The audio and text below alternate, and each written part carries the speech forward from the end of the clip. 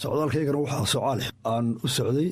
inaan la kulmo jaaliyadda faraha badan ee somalilan ee taageerta xisbiga kulmiye iyadoo uu soo dhow yahay wakhtigii ololaha doorashooyinku waxay khasab noqotay inaan la shiro qurbajoogga oo aqoon badan aanu ku tuhmayno iyadoo gudihiiba alxamdulilah jaamacadu aada xoog yihiin dad badan waxbarteen haddana waay araggan inaan dadka la tashanno oo wada shiro oo tale tusaale isweydiino ayaanu imid wararka ugu waaweyn somalilan waxay ahayd in xubno muhiima xisbigiina ka tirsanaa ku biireen xisbiga wadani oo ay qaarkoodna adiga kaaga cabanayeen inaanad xitaa markii layiskhilaafay aanad ka daba tegin arrinkaas sidaad u aragtaa maxaad ka odhan lahayd horta dadkan iminka ka tegey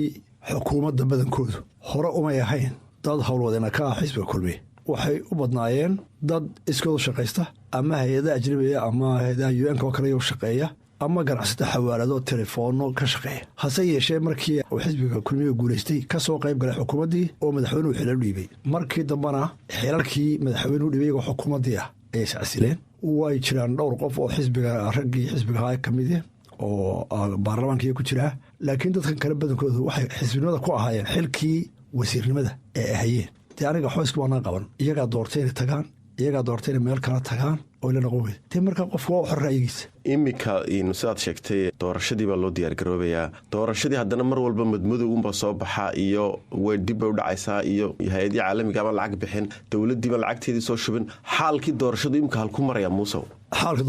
doorashada madaxweynuhu insha allahu diratiga maarjuu qabsoomaysa dad dhaqaalihiisu aada yar yahay baynu nahay dad howlo badan ay ku furayen baynu nahay waad ogtaado iminka mandaqada geeska afrikanu degannahay iyo badda cas dee waxaa ka jira waa mandaqad aad iyo aad u horcaysa oo dagaal ka socdaan oo aan deganayn sidaa ay tahay somalilan oon la ictiraafin oon dhaqaalo buuran lahayn waa meesha keliya ee madaxweyneyaashu doorasho isku bedelaan ee doorashooyin qabata markaa doorashooyinku dhaqaale ahaan iyo waay arag ahaanba waa nagu culays laakiin waxaa weeye iminka wax walba waxaa loo qorsheeyey inay dhammaato ta madaxweynuhu dhaqaalahana xoolo diriqi lama waayo waanu samaynaynaa waanu qabanayna hadii la ydhahdo doorashadu markay dhacdo waa laisku qabqabsadaa wadamo badan oo afrikaana adigu ka musharax ahaan musharaxii xisbiga kulmiye guddida doorashada ma aqbalaysaa go-aanka ka soo baxa markay doorashadaas dhacdo wallaahi dee anigu waxay ila tahay anagu erag baan u nahay in la doorto in wax la waayo ma nihin dadka ay ku cusub tahay dalkana dee in badan baanu soo joognay waayo badan baanu ku soo marray wax walba annaga waxaanu ka horreysiinaa xisbi ahaan danta qaranka iyo dhismaha qaranka waa sunne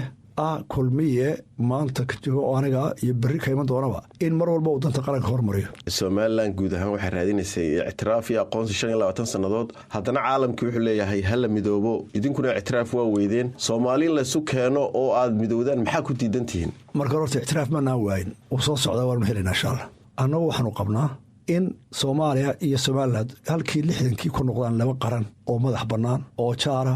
oo walaala dad iyagaa isku xiga dal iyo diin iyo cod bay wadaagaan ma kala maarmaan laakiin siday u wada noolaanayan baa taalla waxay wada noolanaya iyagoo laba qarana mar hadday midnimadii isku duntay dabeetana sida yurub oo midoobayso iyadoo dowlada ah ayay soomaali iyo afrikaba isu iman karaan iyagoo dowlad ah laakiin suurtagal maaha sidaan iminka dadka qaarkii u fikrayaan weliba walaalada ee koonfurta jooga u fiirso waxaa leeyahay somalilan iyo koonfurta midoobeen haddana waxaa la kala qaybiyey koonfurtii 5 dowlad baa laga sameeyey dowladda kismaayo dowladda baydhabo dowladda garoowe dowladda muqdisho madaxweyneyaal wasiiro oo baawar siman maalin walba waxa la isku haystaa afgooyo sharaambood iyo markaa xaggee xadkuya la isku dilay waxa weye dhibaata la abuura kale soo horta ma aha inay iyagu mid noqdaan anugtaasaan u aragnaa inay mid noqdaan oo qoladii tranigu ka kacay ay mid noqdaan oy waxooda dhistaan annaguna qaran noqono is ictiraafno walaalowno baac mushtarka iyo dhaqaalaha iyo horumarka iyo nabadda ka wada shaqeyno